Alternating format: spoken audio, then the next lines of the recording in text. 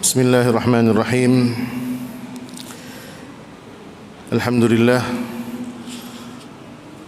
Alhamdulillahi jalla jalaluhu wal musalla alaihi wa huwa Muhammadun wa aluh.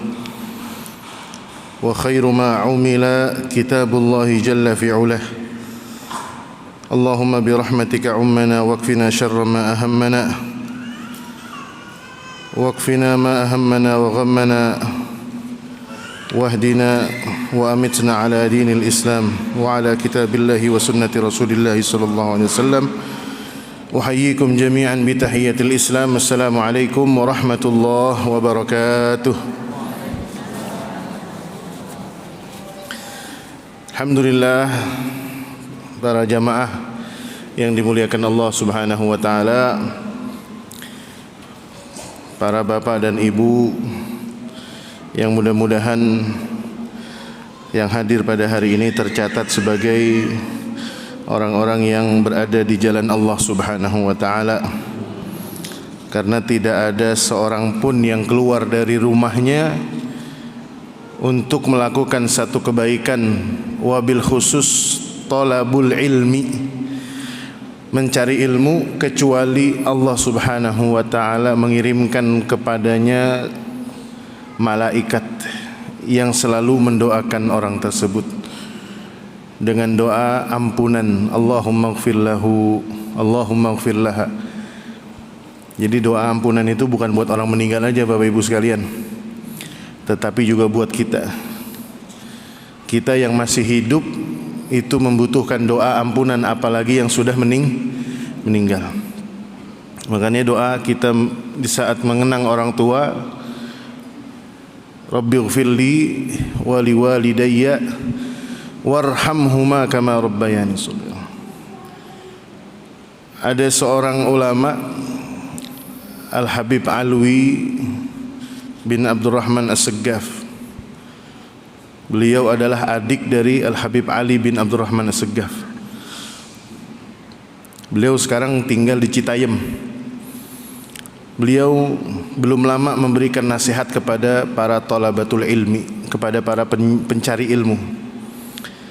Salah satu di antara yang memecut semangat saya bukan menjadi seorang ustadz, bukan menjadi seorang penceramah, tetapi bahkan memecut saya untuk tetap menjadi seorang santri meskipun tidak di pesantren. Apa kata beliau? Tidak ada amalan yang paling menggembirakan orang tua yang sudah di alam kubur dari baktinya seorang anak kepada orang tuanya yang sudah meninggal, melebihi ketika anak tersebut tetap menjadi seorang pencari ilmu. Kenapa? Karena orang yang meninggalkan keturunan yang baik, salah satu di antara cirinya adalah dia tetap mencari ilmu. Satu. Yang kedua, orang yang mencari ilmu pasti mendapatkan ampunan. Dan ketika kebaikan itu lahir dari orang yang mencari ilmu, maka kebaikan tersebut akan terus mengalir pahalanya kepada orang tua yang sudah meninggal. Nih Pak. Makanya jangan pernah berpikir yang namanya jadi santri itu harus mondok, enggak. Bapak Ibu setiap minggu datang ke sini, ada pengajian mingguan, ada pengajian bulanan, ada pengajian mungkin di masjid-masjid lain dekat rumah, di musola. Niatkan mencari ilmu, karena ini luar biasa pahalanya. Kemudian sedikit saya ingin berbagi satu faidah, satu pesan. Di dalam kitab Ta'limul Muta'allim itu dianjurkan, kalau kita datang ke majelis ta'lim itu disunnahkan sholat sunnah 2 rakaat di tempat tersebut. Meskipun ada ulama yang mengatakan afdolnya kalau majelis taklim itu ada di musola atau di masjid. Kalau majelis taklimnya di tempat biasa, di rumah atau di aula, mungkin barangkali sulit untuk dilakukan. Tetapi para ulama mengatakan selagi tempat taklimnya, mencari ilmunya adalah masjid, apalagi musola, kalau bisa, kata Imam Az-Zarnuji dalam kitab Ta'limul Muta'allim, itu jangan sampai enggak sholat 2 rakaat.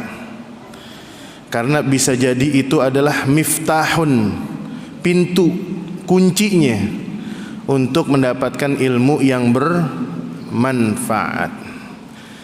Saya suatu waktu pernah dulu waktu lagi ngapalin surat Hud, lagi ngapalin Quran surat Hud, kagak apal-apal Bapak Ibu, mentok sampai saya nangis, nggak tahu caranya gimana nih. Udah diri, duduk, tutup, wudu, balik lagi. Sampai saatnya saya datang waktu untuk menyetorkan hafalan saya, tetapi saya nggak punya apapun, sama sekali nggak ada. Apa yang mau dihafal? Kagak masuk. Bebel, tahu bebel? Kata orang Betawi bebel. Mau diapain juga kagak bisa. Mau diapain lagi?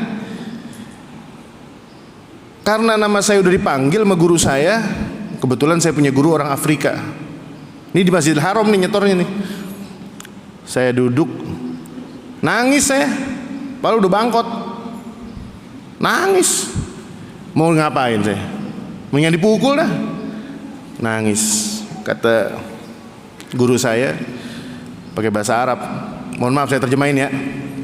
Nggak apa-apa Bu? Apa nggak usah terjemahin? Oh kirain nggak apa-apa. Kenapa nangis? Ya Syekh, ana mah hafidtu, saya bilang. Saya nggak hafal. La anta tahfad katanya. Tadi saya lihat kamu ngapalin. Naam, ana ahfad, lakin ma ahfad itu. Saya nggak masuk. Apa kata beliau? Sekarang ambil wudu, terus kemari lagi. Saya bilang saya udah wudu. Ya udah, ambil zam-zam. Nih, zam-zam Bu. Ini kan zam-zam nih. KW tapi KW 100 bukan KW 1. Saya ambil zam-zam tuh di termos-termos yang ada di Masjidil Haram. Tahu nggak Bu? Yang udah pada haji umroh kan tahu. Yang belum haji, belum umroh, saya doakan bisa pergi haji. Ustaz, saya doain, Ustaz. Doain aja, doain. Kapan kayak perginya? Mau tahun depan, mau besok. Saya ambil nih segelas. Saya kasih guru saya. Kata guru saya, ente pegang. Niatin, ya Allah, berikanlah kemudahan saya menghafal surat Hud dan surat Yunus. Saya minum, saya sholat 2 rakaat Bu. Kata sayanya, udah mundur dulu, ente hafalin. Hafal Bu, gampang. Waduh. Setelah itu saya diminta suruh sholat 2 rakaat. Ini miftah, kebiasaan. Jadi kalau kita datang ke majelis ilmu, ada di musola, ada di masjid, selain niatnya untuk tahiyatul masjid, juga tujuannya adalah agar meminta berkahnya ilmu dari Allah Subhanahu wa taala. Para jamaah sekalian, Bapak Ibu sekalian yang dimuliakan Allah Subhanahu wa taala. Ini kok langitnya cahayanya kayak beda ya? Kayak harga Pertalite yang baru. Beda hari ini ngisi bensin. Masya Allah. Sama, saya pikir mataharinya juga beda. Iya, makin menohok. Allahu Akbar. Bahasan kita adalah tentang fase di Mekah. Ini jamaah ada grup WA-nya, Ustaz? Jamaah ada grup WA-nya? Ada, oke. Nanti akan saya share ke Ustadz Profianto. Saya bikinkan ada bagan. Ini tadinya saya mau fotokopi, cuma saya tadi karena ada acara di Jagakarsa, saya kirimkan sekarang, barangkali bisa dikirimkan ke grup. Ini saya kirimkan bagan bagaimana kisah perjalanan hidup Rasulullah sallallahu alaihi wasallam itu sebenarnya simple. Cuma dibagi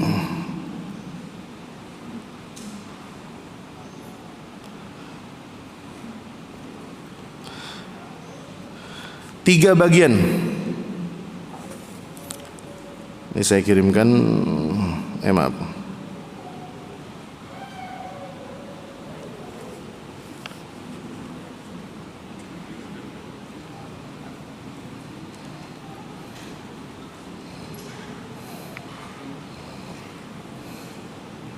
Ya.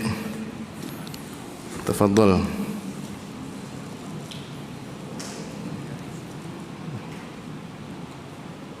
Wah, macet. Nggak ada bensin ini deh. Mahalan solar. Masya Allah. Biasanya tengah malam naiknya siang-siang.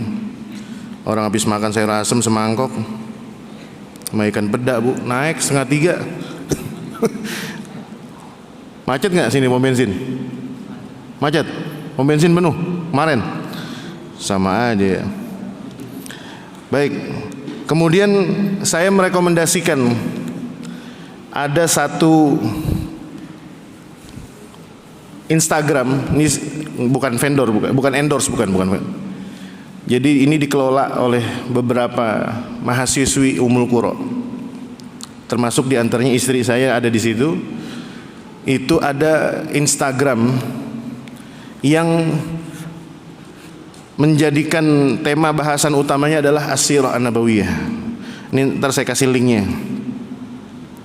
Ini bagus juga untuk mempermudah Bapak Ibu sekalian membaca peta perjalanan hidup Rasulullah SAW dengan mudah. Kalau ringkasan tadi, nah kalau ini adalah Instagram. Itu di Instagram itu sangat mudah. Yang grup namanya, nama profilnya Taskif Project. Taskif Project. Saya sudah kirimkan, mudah-mudahan bisa dikirimkan ke para jamaah. Misalnya di Instagram itu ditulis tahun pertama ketika Rasulullah hijrah, apa yang terjadi, itu Rasulullah usia berapa, apa aja saja kejadiannya, itu disebutkan di situ. Pada Rasulullah usia 60 tahun, apa saja yang beliau alami, itu ada di situ.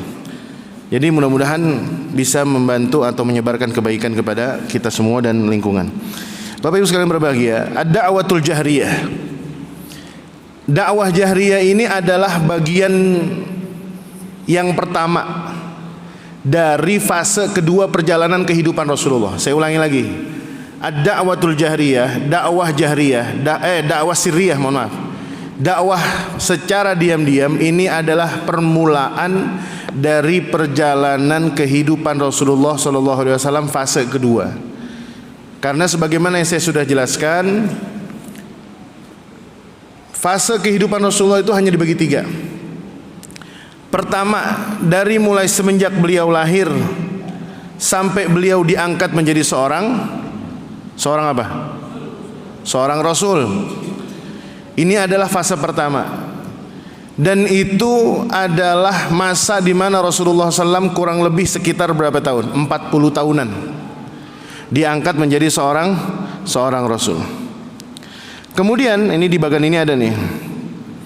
Total usia beliau berapa? 63 tahun. Nah, itu kalau di bagian udah terima ibu-ibu? Udah. Sambil kita bedah ya, ini ringkasan yang saya bikin. Ada usia 63 tahun. Ini adalah usia hidupnya Rasulullah. Kalau di sini ada yang usianya sudah 60 tahunan, berarti siap-siap. Sisa 3 tahun lagi. Karena kata Rasulullah, umur umatku tuh antara 60 sampai 63. Kalau ada yang lebih ya bonus. Saya tanya, bonus sama gaji gedean mana? Bonus sama gaji? Ya gedean gaji. Bonus masih sedikit. Itu kan dirapel aja gajinya. Apalagi kalau ada borongan. Tapi banyak gak kalau dihitung gaji? Banyakan gaji. Gaji setahun. Misalnya gaji sebulannya 5 juta kali 12 masih banyakan gaji sama bonus. Bonus cuma dapat sekali doang. 40 tahun pertama hidupnya Rasulullah itu adalah sebelum kenabian. Silakan dibuka bagannya. Setelah itu bagian yang kedua adalah 23 tahun kenabian. Sebenarnya Rasulullah hanya menjalankan misi menjadi seorang nabi pendek, Bu. Itu 23 tahun. Makanya kalau ada yang usianya sudah mendekati 40 tahun udah harus hati-hati. Kalau saya kan masih jauh nih. Saya kan masih 25, masih lama. Kalau bapak-bapak kan ada yang udah 38, 39, ibu-ibu nih bentar lagi, besok udah ulang tahun. Ustaz Suwarli masih 30, beliau masih muda. Ini kalau yang usia 40 tahun, ini 40 tahun ini usia yang sakral. Jangan dianggap mudah.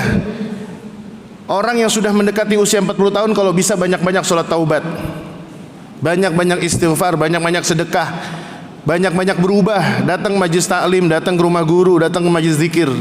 Siap-siap akan menghadapi satu usia. Kalau di usia 40 tahun orang itu nggak berubah, ada satu riwayat dikatakan iblis itu akan mengusap wajah tuh orang, diusap. Kalau dia selama 40 tahun adalah ahli maksiat, ahli durhaka, ahli lalai, itu kata iblis ketika usia 40 tahun diusap. Ini orang 40 tahun, ini bakalan begini terus nih orang. Makanya kalau udah 40 tahun judi terus judi, mancing mulu mancing, main game mulu main game. 40 tahun masih main Mobile Legends aja, itu diusap sama iblis. Ntar udah tua-tua bangkot, aki-aki masih mabar mulu. Ada begitu, banyak. Makanya ini naudzubillah min dzalik. Makanya falamma balagha ashuddahu, kata Al-Qur'an, wa balagha arba'ina sanatan. Umur 40 ini bukan umur yang biasa. Istimewa nih angka 40. Rata-rata usia para nabi ketika diangkat menjadi seorang nabi adalah usia 40 tahun, usia matang. Yang semestinya ketika dia menjadi seorang suami udah nggak ada lagi masa ngambek-ngambekan sama bini, udah nggak ngambek, udah. Cuma gara-gara bini lupa bikinin teh, lupa bikinin kopi, udah kagak ngambek lagi. Bini juga udah 40 tahun sama, Bu. Besok udah arisan belum kasih duit kagak ngambek. Besok udah arisan nih, ibu belum kasih duit malah laki ngambek. Masak sayur asam doang sama nasi putih. Lauknya mana ini? Nggak ada duit buat nabung buat arisan besok. Wah, ngambek. Udah usia 40 tahun lebih, harusnya usia dewasa. Makanya dikatakan doa yang dianjurkan adalah seseorang ketika usia 40 tahun, qala rabbi auzi'ni an ashkura ni'mataka allati an'amta alayya. Seorang Nabi Yusuf dikatakan falamma balagha ashuddahu atainahu hukman wa ilma. Nabi Yusuf jadi nabi itu di usia 40 tahun, sama dengan nabi kita.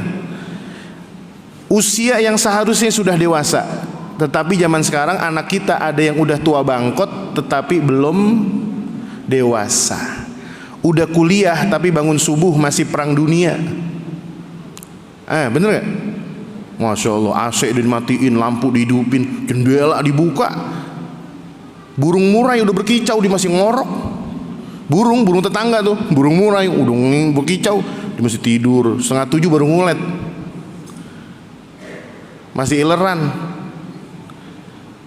Makanya dalam fikih itu Bapak Ibu sekalian ada istilah namanya akil balik rasyid, betul gak?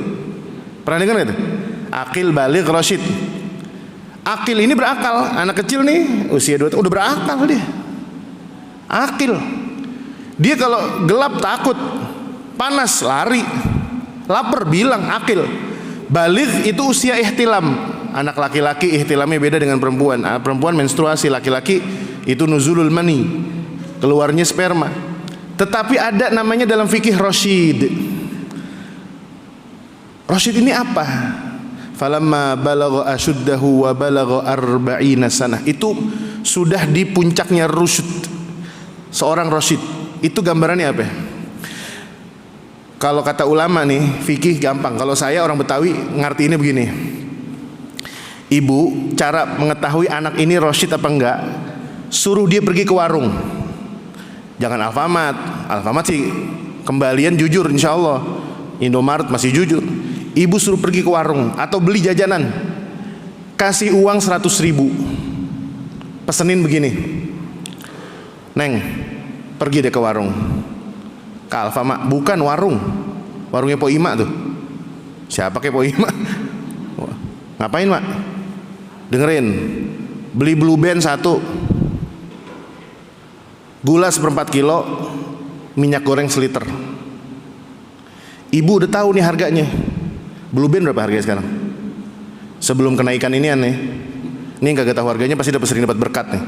Nggak pernah beli. 11.000 Blue Band. Ustadz kok tahu? Saya yang belanja. Gula 1/4 berapa?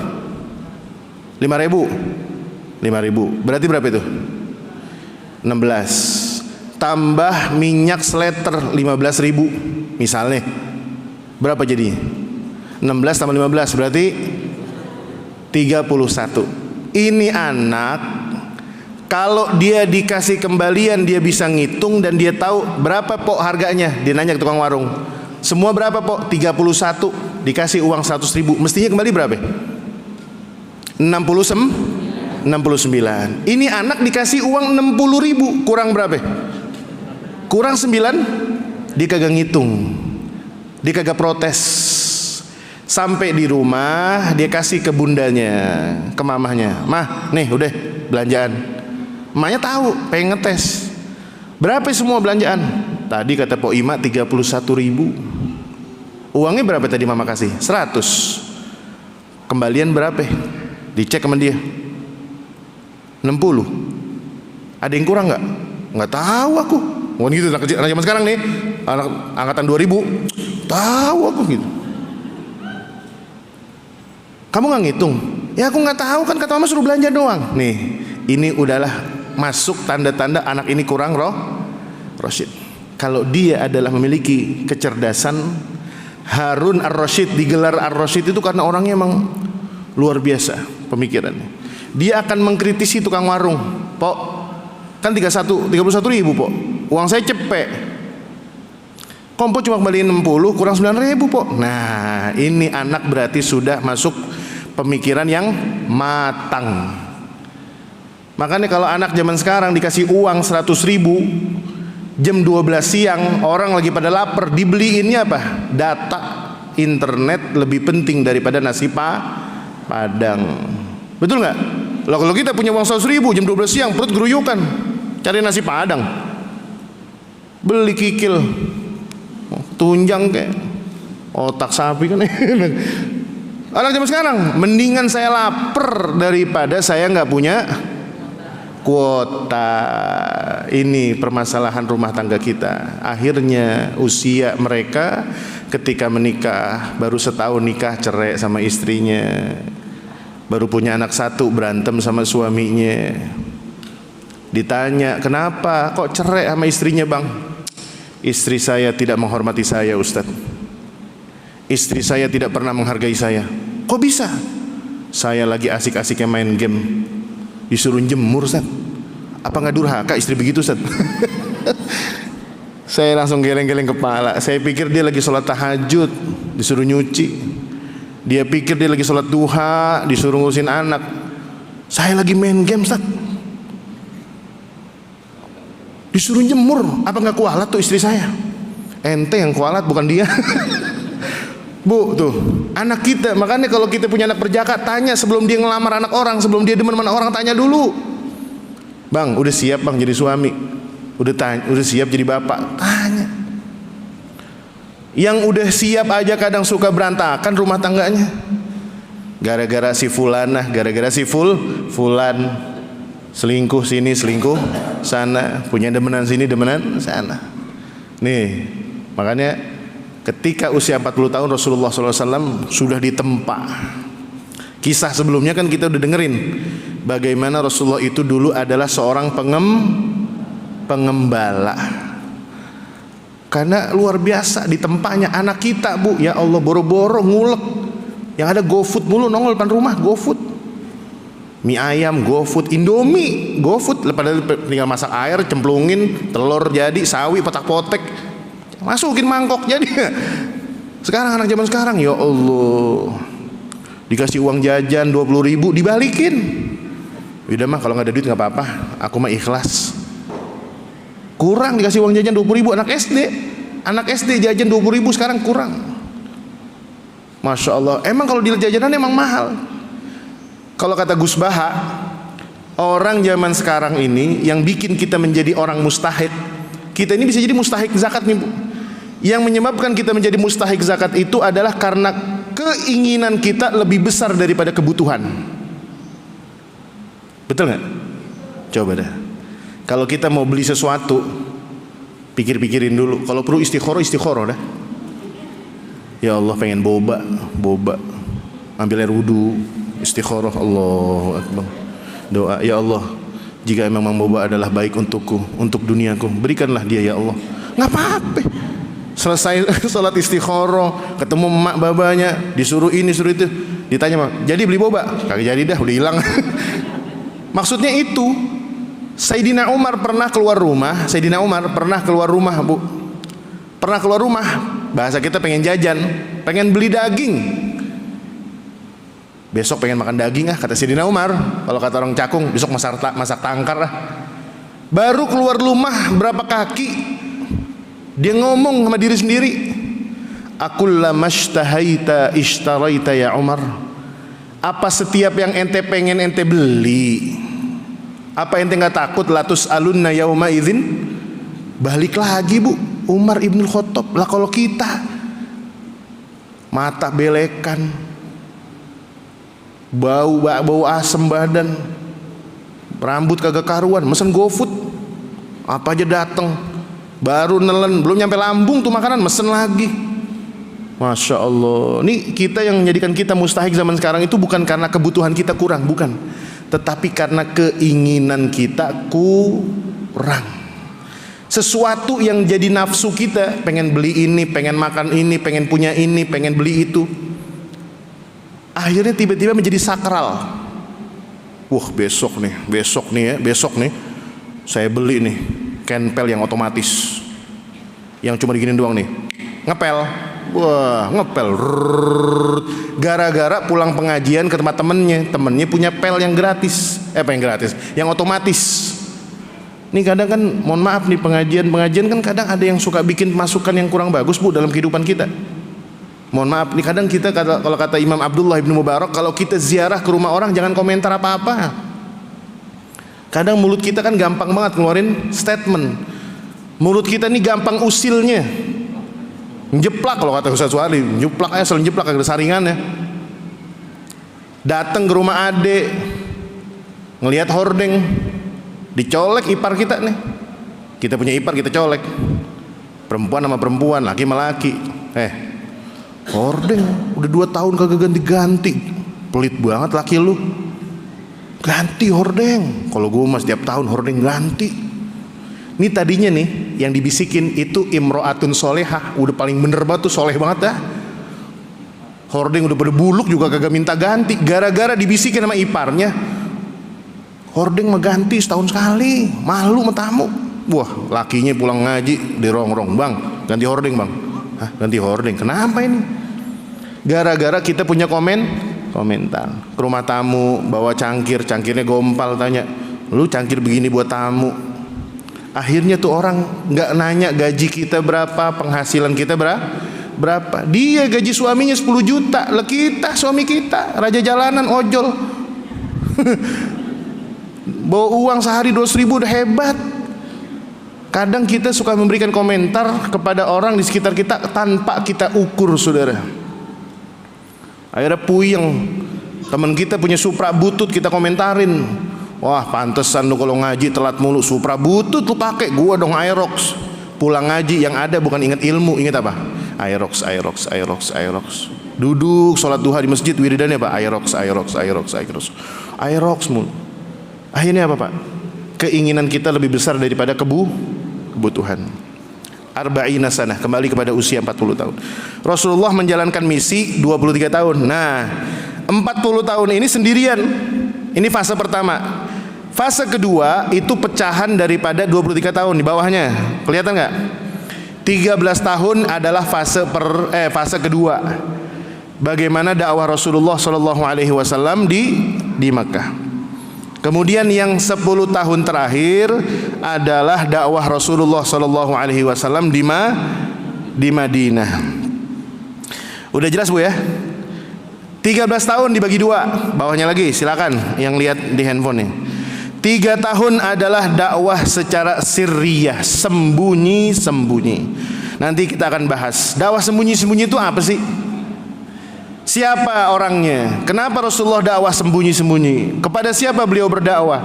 Apa sebabnya? Nanti kita akan bahas. Dan yang terakhir, 10 tahun ini di Mekah dakwah terang-terangan, jahriyah. Dan kapan dakwah jahriyah itu dimulai nanti kita akan bahas. Dan di sampingnya itu ada perjalanan Rasulullah dari mulai beliau di Madinah Sejak tinggal di Madinah sampai beliau menjelang wafat tahun 11 Hijriah, itu saya buatkan perang-perang yang dialami oleh Rasulullah, perang besar. Kalau perang kecil nggak muat. Silahkan dilihat di Instagram tadi itu yang saya share, yaitu Taskif Project.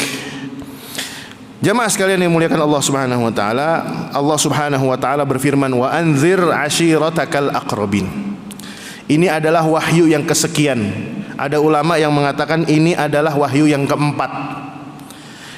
Al-Imam Ibnu Jarir mengatakan, ketika beliau menafsirkan wa anzir ashiratakal aqrabin, anzir ashirataka min qaumikal aqrabina ilaika qarabatan. Rasulullah diperintahkan untuk berdakwah kepada orang yang paling dekat dulu dengan beliau secara nasab. Qarabah bahasa Indonesianya kerabat.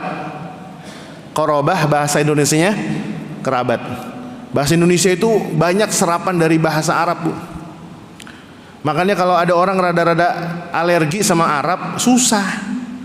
Ini Indonesia nggak akan lepas dari jasanya para ulama-ulama dari Jazirah Arab. Giliran kita pakai gamis, kita pakai imamah, dikata ke Arab-Araban. Terus apa kabarnya SCBD? Mau dibilang apa? Kebonge-bongean? Kan kagak. Bonge orang Cakung ya, Pak? Hah? Oh, Citayam, bukan orang Cakung, Bu. Alhamdulillah, akhirnya saya orang Cakung. Kalau orang Cakung undang mari gitu maksudnya. Ini, Bu, qarabah. Akhirnya Rasulullah SAW berdakwah, mengingatkan orang yang paling dekat dengan beliau secara nasab. Ini pentingnya. Bapak-bapak, ibu-ibu hadir di majelis taklim seperti ini, jangan lupa. Jangan cuma semangat datang ke majelis taklim tapi lupa sama orang yang di rumah. Bisa jadi sebab masuknya kita surga sebab karena kita mengingatkan keluarga kita yang ada di rumah, dan sebaliknya bisa jadi sebab kita masuk ke dalam neraka karena kita lalai dengan ahlu bait kita, dengan keluarga kita. Banyak ulama yang hancur reputasinya, banyak tokoh publik yang hancur reputasinya itu gara-gara ulah atau tindak tanduk akhlak buruk dari keluarganya. Ustadz rapi, pakai gamis, pakai sorban, peci, ceramah di mana-mana, omongannya didengar orang, muridnya banyak, pengajiannya banyak. Istrinya setiap minggu pagi pakai celana legging, senam di parkiran kelurahan. Wah, kata tukang nasi uduk, itu bukannya ustazah itu ya? Bininya ustadz. Iya. Ya Allah, ngapa begitu itu ustazah? Dandan bedak sesenti, bedaknya 1 senti. Masya Allah, baju ketat luar biasa. Di jalan diliatin orang, ustazah itu istrinya kiai. Ya Allah, saya sampai sekarang, Bu, punya kiai, punya guru ratusan. Hampir jarang saya tahu mana istri kiai. Pernah suatu saat ketika umi saya wafat tahun 2020, ada seorang pentakziah, seorang ibu, syahdu, tenang orangnya, datang ketemu saya, Ustadz Atik, saya berbelasungkawa, doain Allah ahsanallahu azzaak wa ghafarallahu limayyitik, Allahumma ighfir laha. Iya, terima kasih Ibu, saya panggil Ibu. Terima kasih Ibu. Saya pikir biasa, jamaah biasa gitu, orang-orang biasa. Memang ini kelengahan saya, akhlak saya mungkin kurang bagus. Balik badan orang pada cium tangan. Kaget saya. Saya kasih kode, siapa?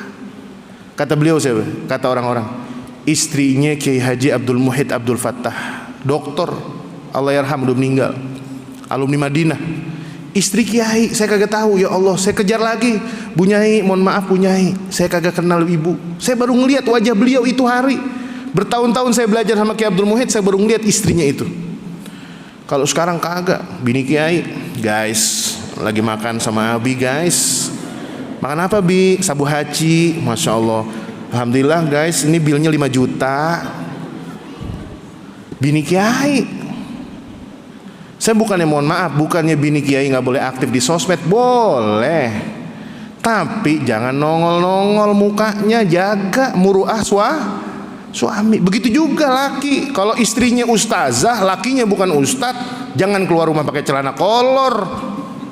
Nyiram bunga celana kolor, beli nasi uduk celana kolor, nyapu jalanan celana kolor. Kata orang, Masya Allah, lakinya ustazah itu pakai celana kolor doang. Siapa aja dicolek, tetangga bini, oh bisa aja empok guprak bercanda. Lakinya ustaz begitu.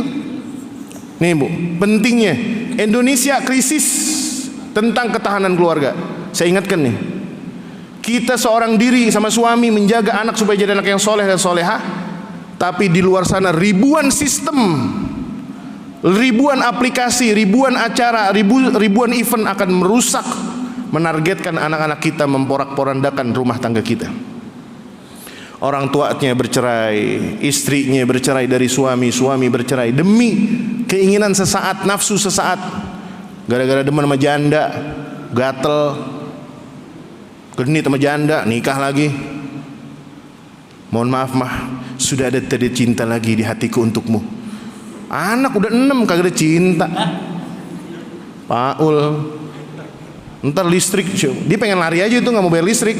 Biaya sekolah anak makin tinggi, dikawin lagi. Jangan, nggak boleh begitu. Rumah tangga kita krisis Bu. Kita jaga anak kita 24 jam. Ini setan gepeng nih. Ini setan gepeng. Anak kita udah kita jadiin anak yang soleh, kita madrasahin, kita bacain TPA, baca Quran. Gara-gara aplikasi dia kenal sama orang. Dia kenal sama cewek yang nggak punya akhlak, dia kenal sama cowok yang nggak punya akhlak. Ya Allah, na'udzubillah. Makanya harus orang tua zaman sekarang nggak boleh gaptek, tanya. Ada aplikasi yang lagi rame sekarang, menjerumuskan orang pada bukan pacaran, perzinahan, micet. Orang tua buka handphone anaknya, dikerjain, passwordnya aja double. Nih kok nggak bisa ya? Nggak bisa mah, susah. Waduh, sengaja. Lagi error handphone saya. Pas giliran dibuka ada aplikasi namanya micet. Ini aplikasi apaan? Pesen mie doang itu, micet.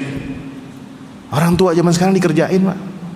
Kenapa? Karena kita barangkali belum tulus mendoakan anak-anak kita.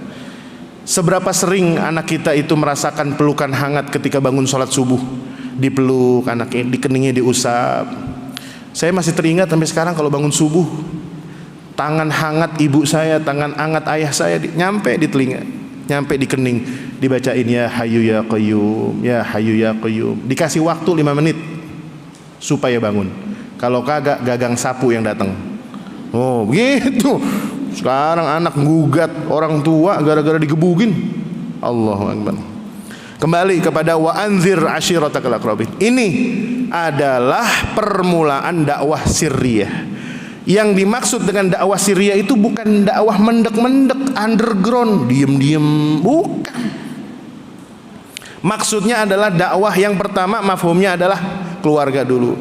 Kita aktif dakwah, kita aktif pengajian. Lihat ada nggak anak perempuan kita yang masih ngumbar aurat, anak laki kita yang kadang naik sepeda masih pakai celana di atas dengkul. Tanya dulu. Mungkin kita punya ipar belum jilbaban, jangan dikasih uang orang begitu. Jangan dikirimin beras. Bukannya kita nggak mau bagi, beliin jilbab selusin di tamcit yang warnanya macam-macam. Jangan sama, ntar kata panitia maulid lagi sisa. Beliin. Wahai adik iparku yang cantik dan soleha, mohon maaf lebaran kali ini kakak nggak ngirimin ketupat dan sayur godok. Kakak cuma ngirimin apa? Jilbab satu lusin.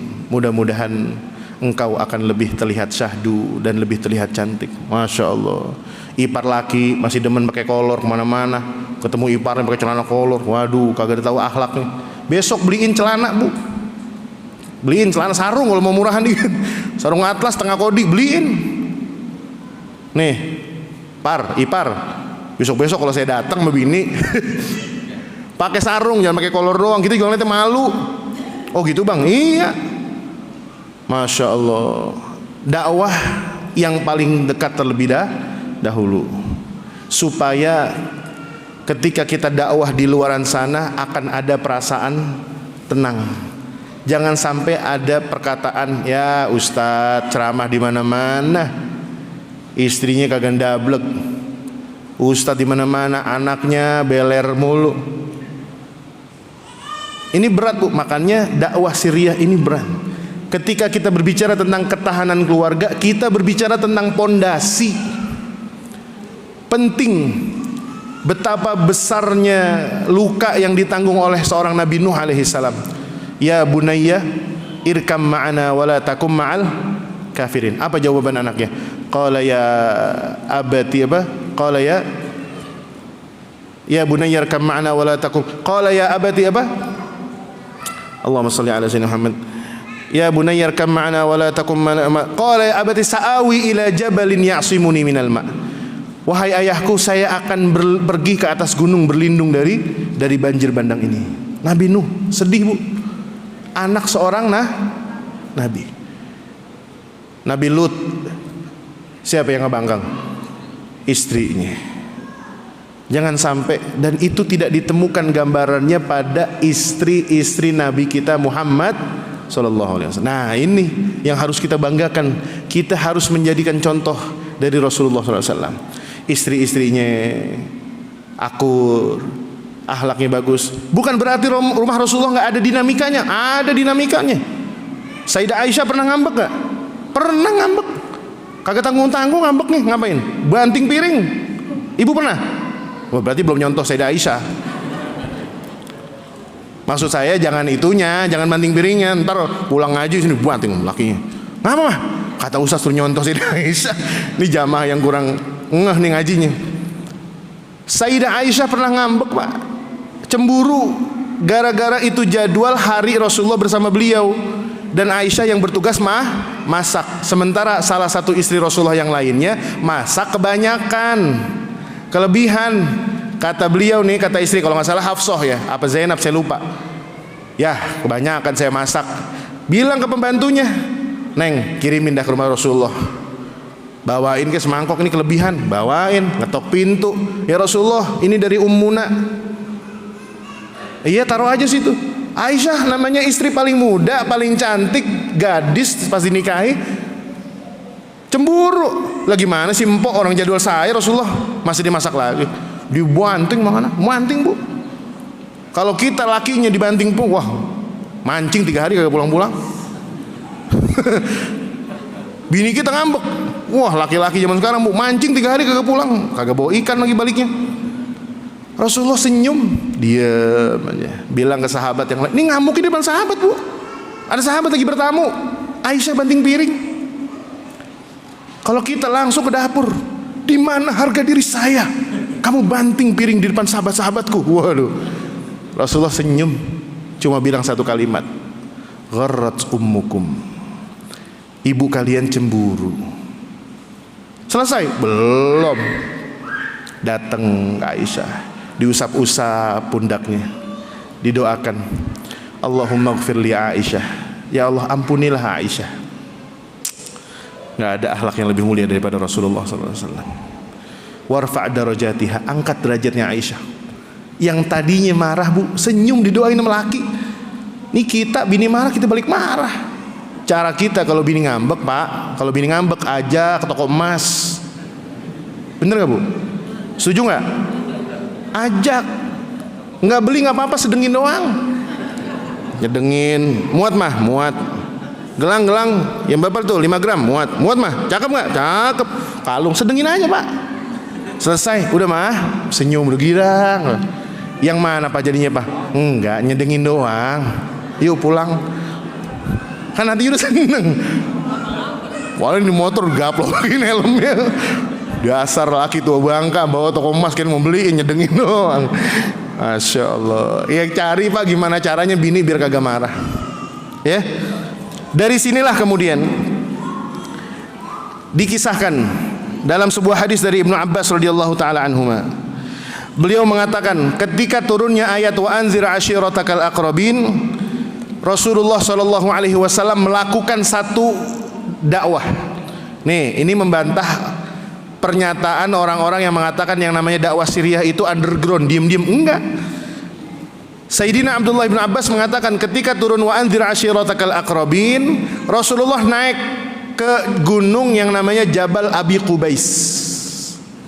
Tahu Jabal Abi Qubais? Tahu nggak?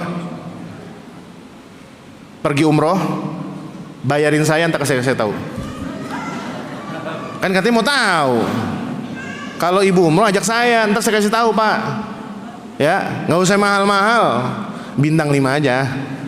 Biar masaknya kagak masuk masukan makanannya kagak masuk sakit perut. Patokannya begini, ini mohon maaf nih ya, bapak-bapak yang udah haji, yang udah umroh, tolong visualisasi bersama saya. Ingat gak pintu bab Malik Abdul Aziz?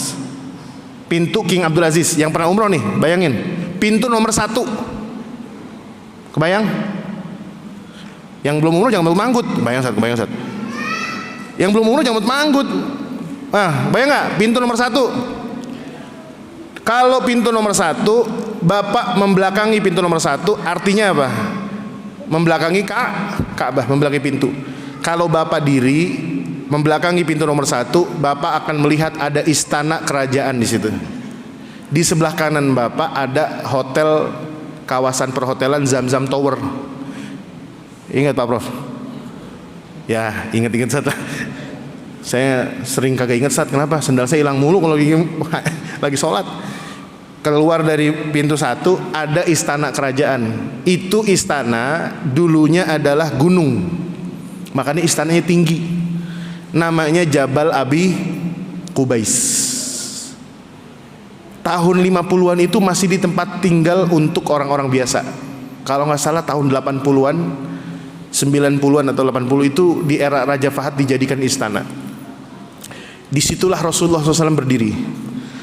Kemudian beliau mengatakan begini, Ara'aitum law qultu lakum, wahai orang-orang Quraisy. Dipanggil nih Pak, ya ma'syara Quraisy, woi orang cakung kumpul, begitu bahasa kita.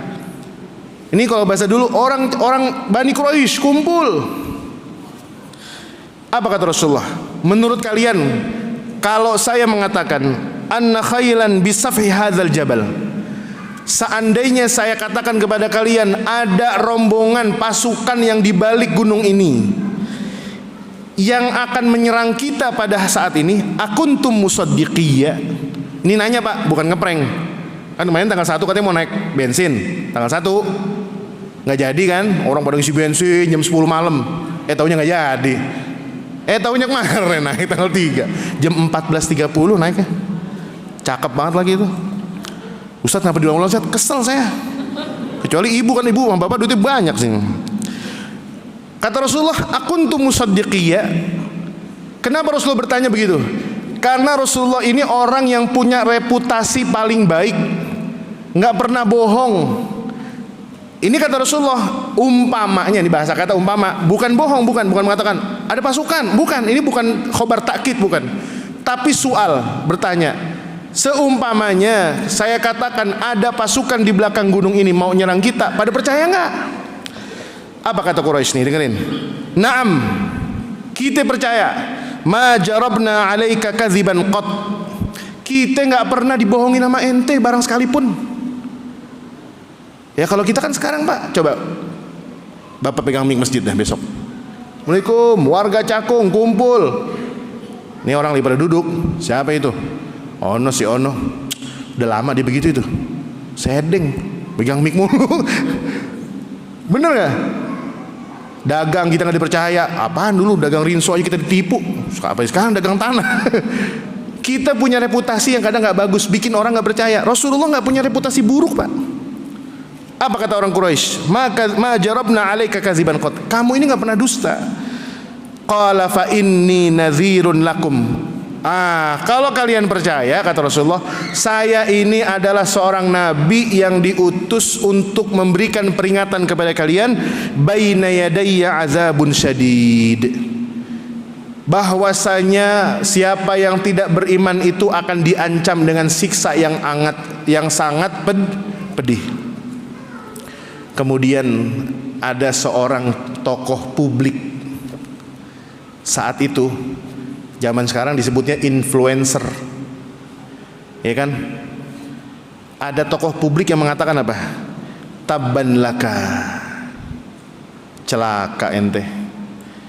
Alihadza jama'tana, cuma ginian doang ente kumpulin kita. Kemudian turunlah ayat tabbat yada Abi Lahabiw. Apal nggak Pak? Surat Tabat apa enggak? Harus hafal surat gacoan. Kalau sholat, bapak-bapak surat gacoan inna atau inna, Tabat, Al-Hakumut paling panjang Al-Hakumut dah. Sama Waladiyat ya. Sampai anak kita tebak-tebakan kalau jadi imam. Ini apa nih sekarang? Inna atau inna nih. Oh enggak, kemana An-Nas. Makanya kita harus upgrade hafalan Quran kita, Pak. Sekali-kali kita prank istri dan anak kita. Rokaat pertama bacaannya amma yatasaalun. An-Naba. Amma yatasaalun. Wah, makmum belum takbir kagak jadi. Ntar aja dah di ujung ayat aja. Masya Allah. Iya Pak, ini permulaan dakwahnya. Bagaimana Rasulullah SAW ketika melakukan dakwah. Tetapi ada uniknya, ada riwayat yang kedua yang lebih jelas lagi, yang membantah riwayat pertama. Ini bukan bertabrakan sebenarnya, tetapi menguatkan. Tetapi perbedaan sedikit dalam perawinya.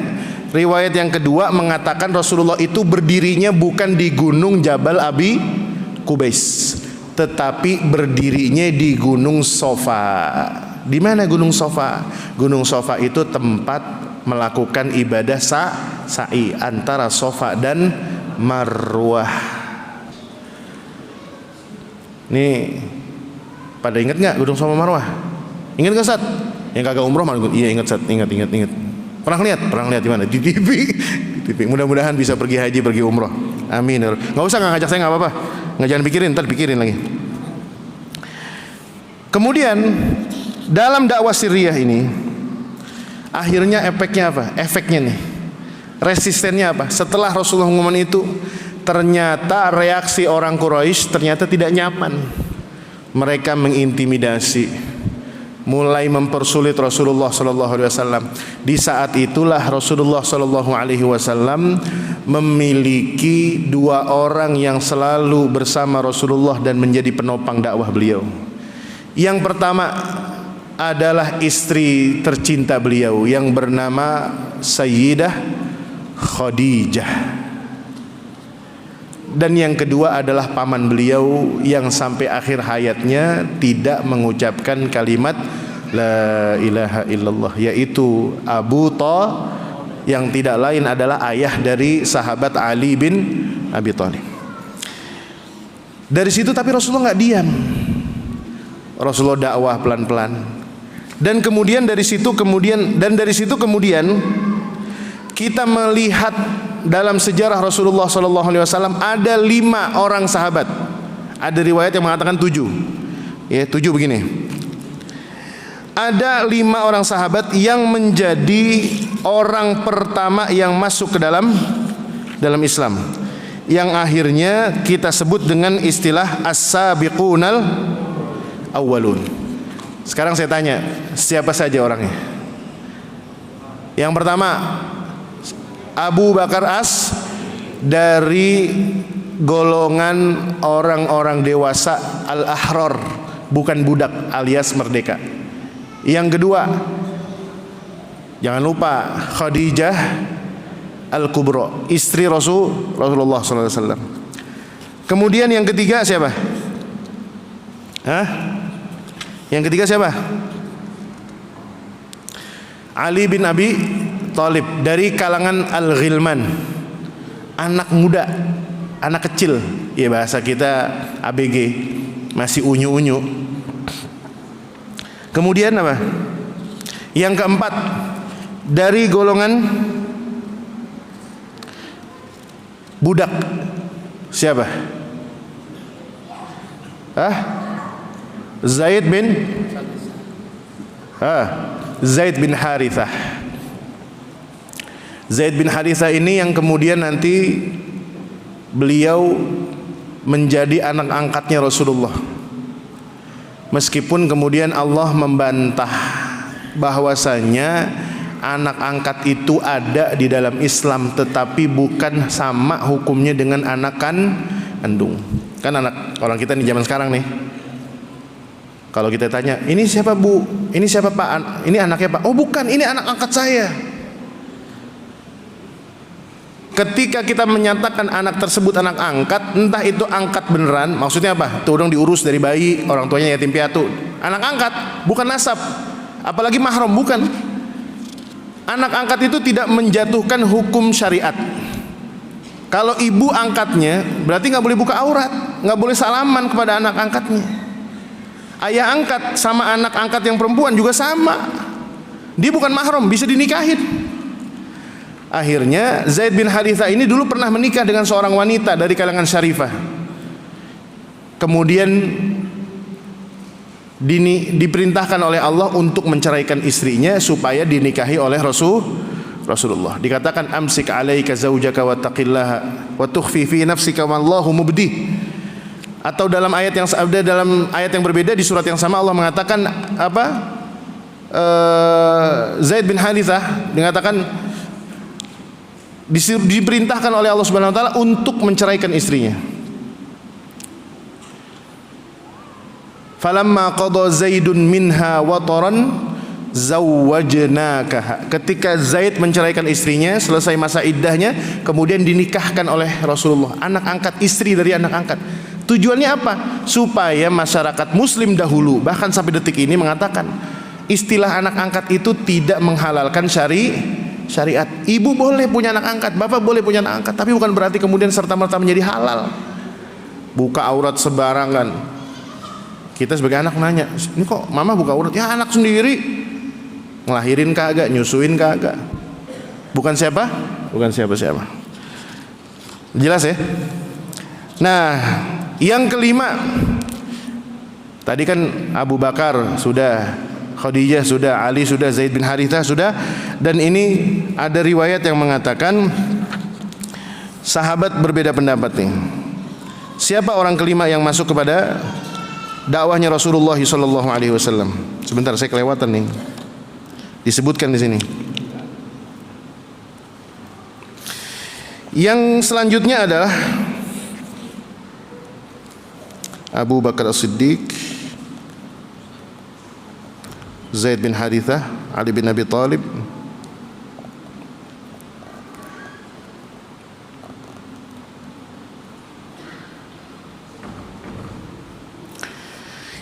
yang kelima ini berbeda pendapat antara Tolhah bin Ubaidillah dengan Sa'ad bin Abi Waqqas.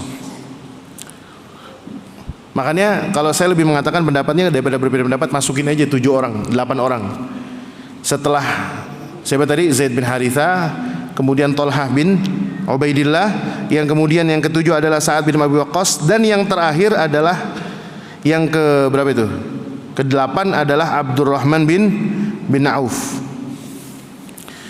Nah, Bapak Ibu sekalian berbahagia, mereka yang masuk dalam Islam di permulaan, as-sabiqun al-awwalun. Udah selesai tadi? Selesai? Berapa menit lagi? Semenit? Oh, semenit. Ya. Mereka disebut dengan as-sabiqun al-awwalun. Dan inilah yang dipuji oleh Allah Subhanahu wa taala di dalam Al-Qur'an. As-sabiqun al-awwaluna minal muhajirin wal ansar. Ujungnya Allah mengatakan radhiyallahu anhum wa radu an.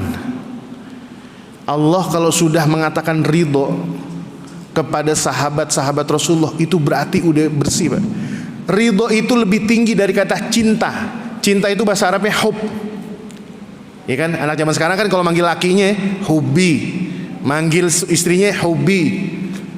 Saya baru ngeh tuh, pasangan muda manggil lakinya bi. Wah keren deh, manggil lakinya Abi, padahal kagak pernah mondok. Saya bilang manggil lakinya Abi, bukan hubi, Ustaz. Buah tahu-tahuan dia, kata-kata asmara. Hub, di atas hub ada ridho. Gambarannya begini, orang tua biasanya kalau udah ridho sama anak, dia lapar, anak kenyang dia udah seneng, betul nggak? Itu ridho. Saking cintanya sama anak sampai derajat ridho. Makanya dikatakan ridhollah fi ridhol, itu lebih tinggi daripada kata hub. Orang tua cinta tapi kadang mencelakakan. Orang tua cinta tapi kadang cintanya mencelakakan anak. Contohnya apa? Mah, beliin kuota dong 5 giga. Dibeliin. Apa orang tua tahu tuh kuota buat apaan? Nggak tahu. Mencelakakan nggak? Bisa jadi mencelakakan. Tetapi kalau ridho, puncaknya ridho, cinta kepada anak. Anak kelas 1 SD, anak kelas 2 SD minta beliin kuota. Jangan ya, pakai wifi rumah aja. Kalau udah malam jam 9 wifi-nya dicabut sama ayahnya, konektornya diambil, nggak ada lagi yang main handphone. Itu ridho. Sampai seperih apapun yang didapatkan oleh anak dari orang tua dalam bentuk cinta, orang tua itu tetap sabar. Kenapa? Karena dia ridho. Dan inilah ridho. Ketika sahabat dikatakan radhiyallahu anhum, Allah ridho terhadap mereka, wa radu'an. Karena berbalik. Sahabat ridho dengan perjalanan dakwah yang keras, yang susah, yang capek. Nanti di permulaan dakwah jahriyah mereka mengalami intimidasi. Salah satu intimidasinya bukan intimidasi zaman sekarang. Dulu orang dulu intimidasinya apa, Pak? Kepalanya, rambutnya disisir pakai besi panas. Cuma disuruh pindah agama doang. Sayyidina Bilal bin Abi Rabah. Sayyidina Bilal mana? Sayyidina Bilal bin Rabah. Beliau disiksa, kan ada film itu, Ar-Risalah. Betul nggak? Apa filmnya? Sayyidina Bilal cuma mengatakan la ilaha illallah, disiksa sama majikannya, disuruh rebahan di siang bolong di padang pasir, kemudian diletakkan batu yang begitu besar di atas perut beliau. Cuma beliau mempertahankan kalimat ahadun ahad, ahadun ahad, mengesahkan Allah Subhanahu wa taala. Berat gak? Berat. Dan saking ridhonya mereka mengatakan ini adalah agamaku, Allah pun akhirnya ridho kepada mereka. Makanya ada satu zikir, jangan sampai kita lupa baca pagi 3 kali, baca sore 3 kali. Apa zikirnya?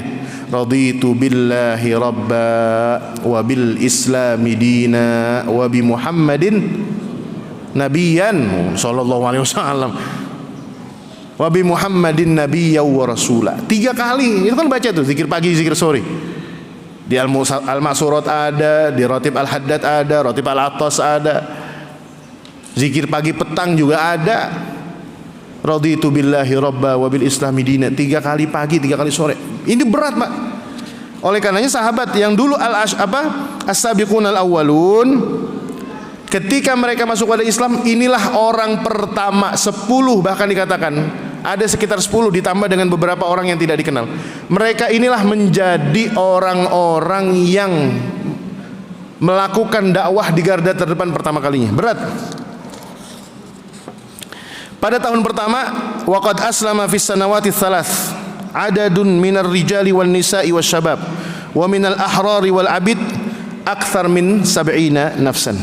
3 tahun Rasulullah dakwah, 3 tahun, yang ngikut baru cuma 70 orang.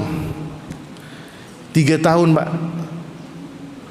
Ini bahasanya ini adalah organik, dakwah yang sangat organik. Kita sekarang kalau pengajian kudu diongkosin baru mau datang. Dulu dakwah susahnya minta ampun, 70 orang disiksa. Ini surat pertanyaan apa surat cinta? Iya, izin Ustaz 5 menit lagi. Oke, ini pertanyaan. Alhamdulillah. Baik, 70 orang. Nah, dari kisah perjalanan 70 orang ini, 3 tahun dakwah sirriyah, insya Allah kita akan lanjutkan di pertemuan yang akan datang. Bagaimana 70 orang ini bergerak, yang sampai pada akhirnya dakwah jahriyah ini dihadapkan dengan orang-orang yang tidak ringan perlawanannya. Seperti contohnya adalah Umar ibnul Khattab yang saat itu belum memeluk Islam. Tetapi ada salah seorang anggota keluarga beliau yang lebih dulu masuk Islam, yaitu Hafsah. Saudara beliau namanya Hafsah, bukan anaknya. Beliau punya anak namanya Hafsah juga, tapi punya saudara namanya Hafsah.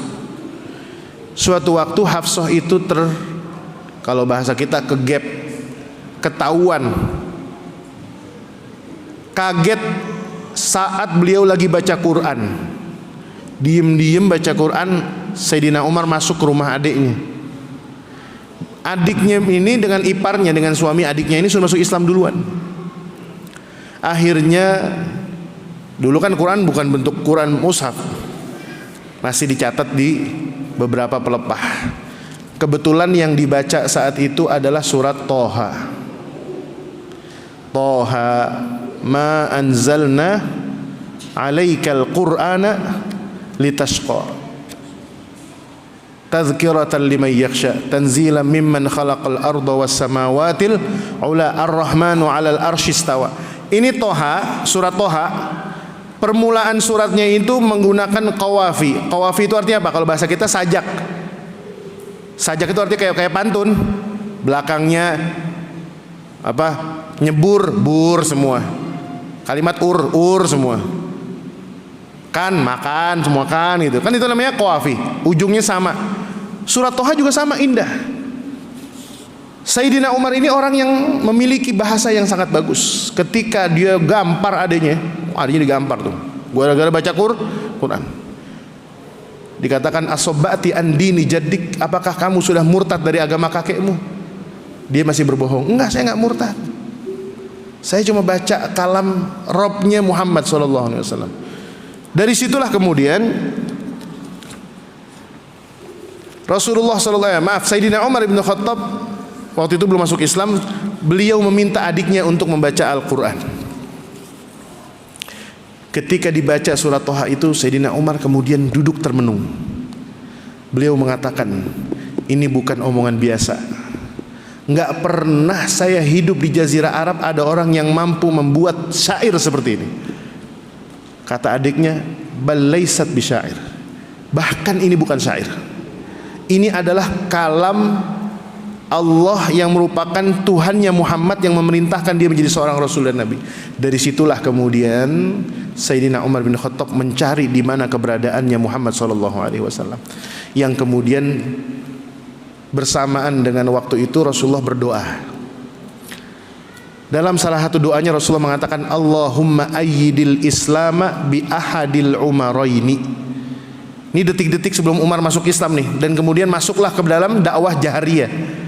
Rasulullah doa, nih Bu, kekuatan doa Bu. Jadi kalau kita punya anak, punya keluarga kurang lempeng, apalagi kita punya tantangan dakwah di lingkungan, ya Allah Ustadz, kalau bikin acara dipersulit mulu sama Pak RT, dipersulit sama Pak Lurah, doain lurahnya, jangan bawain doang, doain. Ya Allah, lembutkan hatinya, kuatkanlah Islam dengan dirinya. Rasulullah berdoa, Allahumma ayyidil Islam, ya Allah kuatkanlah Islam bi ahadil umaraini, dengan salah satu di antara Umar. Karena waktu itu ada dua Umar yang kuat. Yang pertama Umar ibn Khattab, yang kedua adalah Umar, yaitu nama asli dari Abu Jahal. Abu Jahal orang kuat Pak, orang berpengaruh. Makanya kalau kita sekarang doa, Allahumma ayyidil Islam bi Luhut bin Sarpanjaitan, silakan aja. Tapi syaratnya satu, masuk Islam dulu. Ya Allah kuatkanlah Islam dengan Opung ya Allah. Tapi masuk Islam dulu ya Allah. Nggak apa-apa. Rasulullah mendoakan orang yang belum masuk Islam. Akhirnya apa? Tiba waktunya besoknya, Sayyidina Umar ibn Khattab waktu itu belum masuk Islam, mengetuk pintu tempat di mana Rasulullah berkumpul bersama para sahabat yang dijadikan markas dakwah Syria waktu itu, yaitu di rumahnya Al-Arqam bin Abil Arqam. Al-Arqam ini anak muda. Oh iya, ini orang yang ke-9 yang masuk Islam duluan, Al-Arqam dengan bapaknya. Jadi 10. Saya kelupaan tadi. Arqam ini anak muda, ganteng, lugas, dakwah kepada ayahnya. Ayahnya masuk Islam, ibunya masuk Islam. Akhirnya karena Rasulullah rumahnya belum besar, dijadikan rumah beliau ini sebagai base camp. Pelajaran buat kita, kalau kita punya tempat layak jadikan majelis taklim, layak dijadikan TPA, keluarga sepakat, suami setuju, istri setuju, ayo bikin majelis taklim supaya rumahnya berman. Al-Arqam bin Abil Arqam, beliau menjadikan rumahnya sebagai base camp. Diketuklah pintu oleh Umar ibn Khattab. Ketika salah seorang sahabat membuka, mengintip, kaget. Yang masuk adalah Umar ibn Khattab. Ini sahabat udah megang pedang semua Bu. Ini kalau Rasulullah diserang, kita serang duluan. Tetapi Sayyidina Umar bin Khattab duduk bersimpuh di hadapan Rasulullah, kemudian mengatakan, Ashhadu an la ilaha illallah wa ashhadu anna Muhammadar Rasulullah. Luluh hatinya siapa? Umar ibnul Khattab, karena tadi dakwah dari seorang adiknya yang membaca surat Toha.